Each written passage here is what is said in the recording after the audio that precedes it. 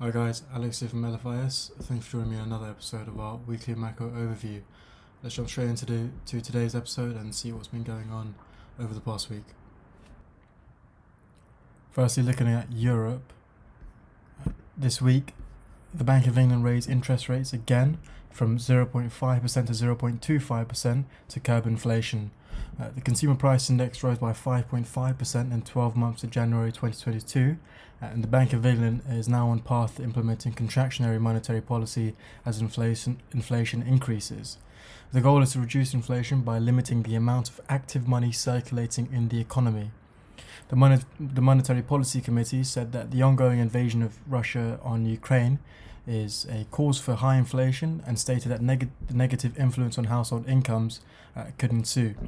Moreover, the consumer price inflation is likely to rise as well due to other factors mentioned, including supply chain disruptions.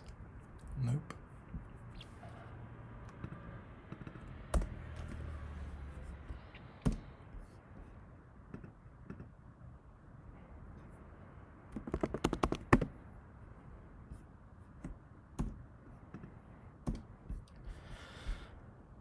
Firstly, looking at Europe.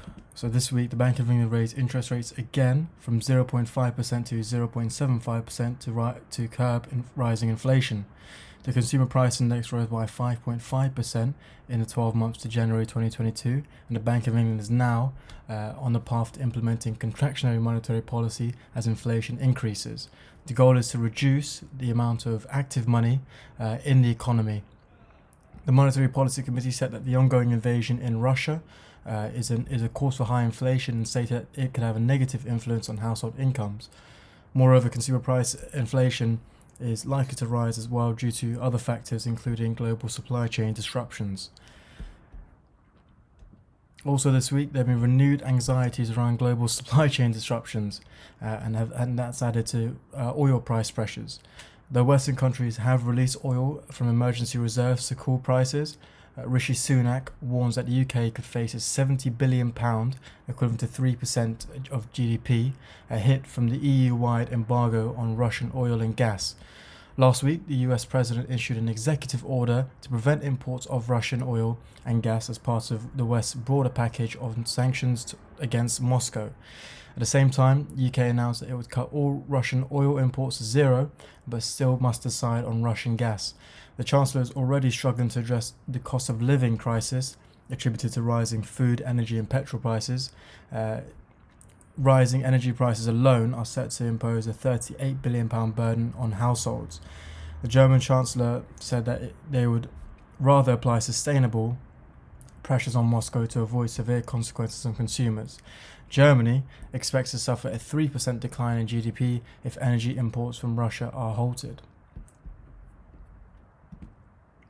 In the Americas, this week the Federal Reserve raised interest rates for the first time since 2018 in a plan to curb 40-year high inflation. The benchmark interest rate was lifted by a quarter of a percentage point from 0.25% to 0.5%, and US central bank officials signaled more rate hikes to come this year. The dot plot index of individual interest rate projections by top Fed officials signaled 6 more increases this year. The move was explained by Fed Chair Jerome Powell to come against a backdrop of an extremely tight labour market against high inflation, and that the Federal Reserve anticipates ongoing increases in the target range for the federal funds rate this year and for years to come. Powell acknowledged that the conflict in Ukraine in his post-meeting press conference, stating that it's likely to put additional upward pressure on near-term inflation here in the US and also weigh on economic activity. Bill Gross, dubbed the Bond King, warned that the rate hike increase would crack the US economy. He stated in an interview that interest rates cannot rise above 2.5 to 3% before cracking the economy, as the economy itself, the US economy, has become used to low interest rates, and anything much higher would break the housing market.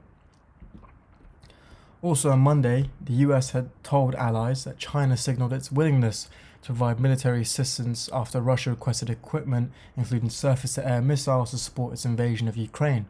According to the White House, US President Joe Biden cautioned the Chinese president during a phone chat, stating that there will be consequences if Beijing provided material support to Russia's invasion of Ukraine. Both parties emphasized the importance of finding a diplomatic solution to the problem. The Russian request and Chinese response have sounded alarm bells in the White House, with US officials believing China is trying to help Russia, while its top officials publicly call for a diplomatic solution to the war. China's embassy in the US on Sunday said it had no knowledge of any Russian requests or positive Chinese response. And Russia on Monday also denied making any such request to China. After talks between Joe Biden and Xi Jinping over the Ukraine situation finished without major shocks, Wall Street's three major indexes closed higher on Friday, with technology sectors providing the biggest boost. As investors digested the Federal Reserve's Wednesday interest rate hike and its aggressive plan for more hikes aimed later this year, investors were also reassured by halting advances on oil prices. Now looking at Asia, on Friday, just hours before, the Chinese and US presidents were due to talk, China sailed its aircraft carrier the Shandong through the Taiwan Strait, shadowed by a US destroyer. Xi told Biden on a video call that the move sends the wrong signals to pro-independence forces in Taiwan, and that such a move would be dangerous to relations. Washington, which is seeking Beijing's help in restoring peace in Ukraine after Russia's invasion, has no formal diplomatic ties to Taipei, but is Taiwan's most important international backer and arms supplier. Biden reiterated in a call with Xi that US policy in Taiwan had not changed, and unilateral changes are opposed. If Taiwan's issues are not handled properly, it will have a subversive impact on the relationship between the two countries. The potential sanctions could trigger a serious crisis in the global economy. And finally, authorities have struggled to tame local cooking oil prices in Indonesia after prices surged more than 40% since the start of the year. Indonesian exporters are required to pay an export tax on palm oil shipments on top of the export levy. Some lawmakers have accused Lutfi, the trade minister for Indonesia, of panic policymaking after his ministry had changed regulations at least 6 times since January. Lutfi defended his actions and said rising global commodity prices since last year had hit all global economies, while Russia's invasion of Ukraine had exacerbated the situation. According to the Coordinating Ministry of Economic Affairs, Indonesia has allocated 7.28 trillion rupiahs, equivalent to $509 million, to subsidize the bulk purchasing of cooking oil for 6 months to cap its retail price at 14,000 rupiah per litre. The ministry estimates that 202 million litres of bulk cooking oil will be distributed each month for the next 6 months. So that's all for this week. So before I let you go, the question of the week is: dot plot index suggests 6 more rate hikes in the US by the end of the year. How do you believe this will affect US equities and bonds? Let us know what you think. Drop a comment below, and we'll see you soon. Thank you.